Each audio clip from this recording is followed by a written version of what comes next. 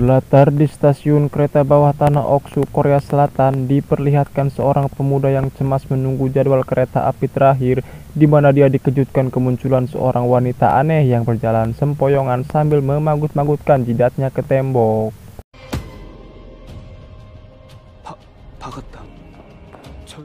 Entah apa dan siapa wanita tersebut, lantas si pemuda berjalan menuju pintu yang telah terbuka, hingga pemandangan aneh membuatnya kembali harus memperhatikan rel kereta ini. Dan flashback ke waktu 1 bulan dari kejadian tersebut, kita akan dikenalkan seorang jurnalis berita harian Korea bernama Kim, di mana saat ini dia mendapat teguran dari bos situs berita tersebut atas unggahan seorang waria saat berada di stasiun Oksu. 저는 분명히 당사자 동의 받았습니다.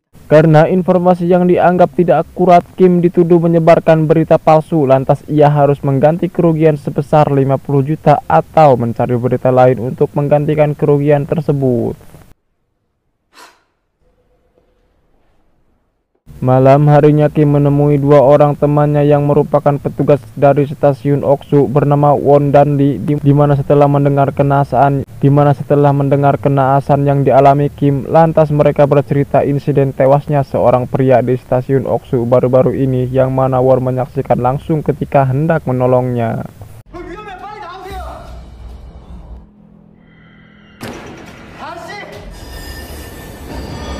Mendengar hal itu, Kim tertarik untuk menjadikan peristiwa ini sebagai bahan berita, namun terkendala oleh sosok anak kecil di tempat kejadian yang hanya bisa dilihat oleh si korban. Namun Won kenal dengan tukang pemakaman di sana yang konon sempat melihatnya juga. Dengan cepat Kim langsung mengadakan pertemuan dengan si tukang pemakaman yang menggeluti pekerjaan pemakaman sejak awal stasiun itu dibuka, di mana pas pertama kali bekerja muncul sosok orok atau anak kecil yang sempat ia sebut dengan angka 1211 sebelum menghilang dalam sekejap.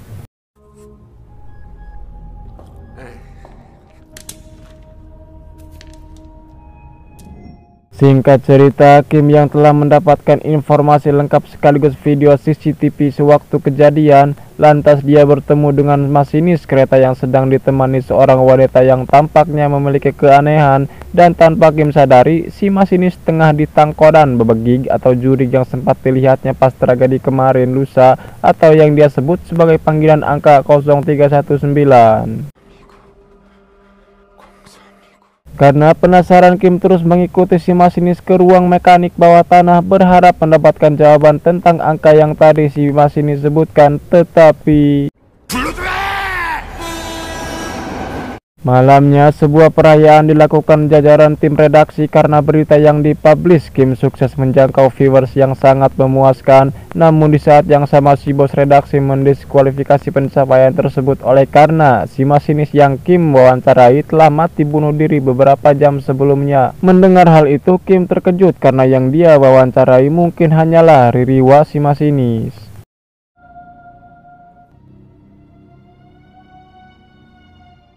Alhasil bukan hanya teguran yang Kim dapatkan, tetapi dianjurkan untuk segera mengundurkan diri. Untungnya Kim kedatangan narasumber baru, yaitu wanita aneh yang di awal tadi bernama Taesi alias adik si korban tragedi stasiun Oksu tersebut. Di situ Taesi menjelaskan konon stasiun Oksu dibangun di beberapa bekas galian sumur, sementara kematian sang kakak diduga sedang mencari keberadaan sumurnya sebab ayah mereka juga mati di sana, di mana untuk mengetahui hal itu mereka sampai mencoba hipnoterapi. Bahkan setelah Kim menelusuri hal itu, memang benar seperti itulah gambarannya. Di malam yang keeng, Kim ditemani Won mendatangi si tukang pemakaman, di mana Kim mendapatkan informasi yang herit atau horor bahwa setiap orang yang mati di sana selalu ada bekas cakaran seperti kutukan, termasuk mayat si masinis tersebut. Ironisnya, si tukang pemakaman pun mulai terserang kutukan itu sendiri.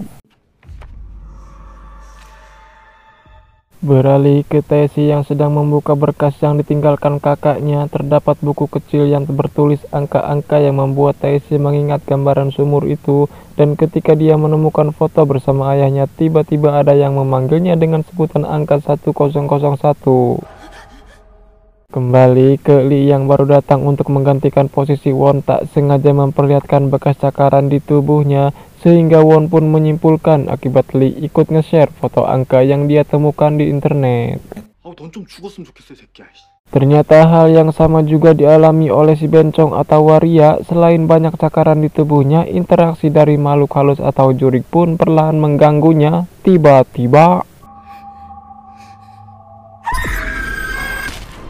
alhasil yang berjaga pun langsung memeriksa keadaan di toilet tanpa dia sadari bahwa jurik tersebut sedang mengincarnya juga. Dan saat Kim hendak menghadiri pemakaman Lee, tiba-tiba Won meminta dia untuk menemuinya di suatu tempat dikarenakan sebelum itu Won bertemu dengan anak kecil pemilik angka 0816 yang berujung muncul luka bekas cakaran, yang intinya Won merasa putus asa saat dipaksa alam bawah sadarnya untuk menyebutkan angka-angka tersebut. 알았어. Atas kejadian itu Won sering dihantui mimpi kedatangan hantu anak kecil hingga dia dibawa ke sebuah sumur tua di mana sosok Lee muncul yang langsung mencengkiknya. Kim yang mengetahui hal itu langsung bercerita pada Tae-si, di mana ingatan Tae-si perlahan mulai pulih setelah memeriksa barang-barang peninggalan almarhum. Bahwasannya angka-angka tadi adalah urutan kedatangan anak-anak yang masuk ke panti asuhan tersebut, juga tanggal di mana uang akan dikirimkan ke ayahnya. 아주 큰 원한이 있다고 했는데 Di situ Tae-si menunjukkan file video di mana almarhum sedang menelusuri keberadaan sumur tua di stasiun Oksu. Yang berdasarkan petunjuk video tersebut, Kim dan Won bergegas ke TKP sambil mengabadikan perjalanan sebagai barang bukti. Namun tiba-tiba fokus kamera bermasalah karena kedatangan makhluk Ririwa dan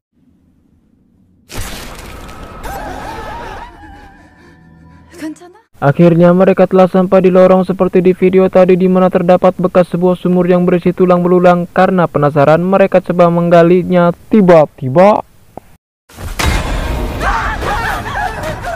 dan ya, satu persatu orang kecil bermunculan dengan muka yang menyeramkan, dibarengi dengan suara jeritan yang ternyata itu adalah sebuah gambaran bahwa semua bocah yang mati dan terkubur di sumur ini ingin agar fakta tentang kisah mereka segera dipublikasikan.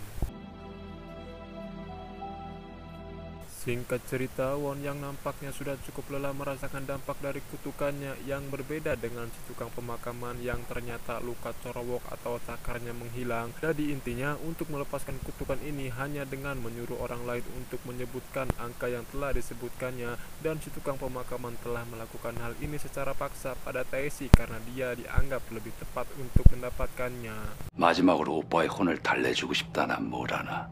Di saat yang sama Tae-si datang menemui Kim untuk mengatakan dia telah mengingat semuanya, bahwa dulu semua orok dimasukkan ayahnya ke dalam sumur.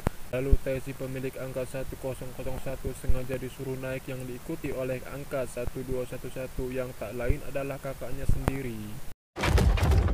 1001 너만 올라와. Sebenarnya bocil yang lain berpesan pada Tae-si agar nama mereka pun dipanggil, namun hal itu tak kunjung datang, sehingga arwah bocil tersebut selalu menyebutkan namanya untuk dipanggil. Selain itu, Tae-si juga menunjukkan catatan para bocah sekaligus jadwal operasi mereka. Dengan hal ini terungkaplah bahwa ayahnya penjual organ manusia, sementara bocah di sumur itu dikubur hidup-hidup untuk menghilangkan barang bukti. Di saat sedang molor, Kim terbangun mendapat telepon dari Won. Masalah percaya atau tidak bukan jadi masalah di sini. Intinya 4 angka di belakang yang baru saja disebutkan dengan secara tidak langsung. Kim menerima transferan kutukan dari orang yang selama ini sangat dekat dengannya. 살고 싶다. Momen inilah yang kemudian dimanfaatkan Kim, di mana dia langsung memberikan surat pengunduran dirinya dengan syarat Bu Bos harus menyebutkan angka yang diberikannya. Alhasil luka cakar tanda kesialan itu langsung berpindah pada Bu Bos dengan hitungan detik saja. 공부하려고 됐니? 네. Tamat. Mohon maaf jika videonya kurang menghibur dikarenakan saya sedang mencari aman untuk sementara waktu.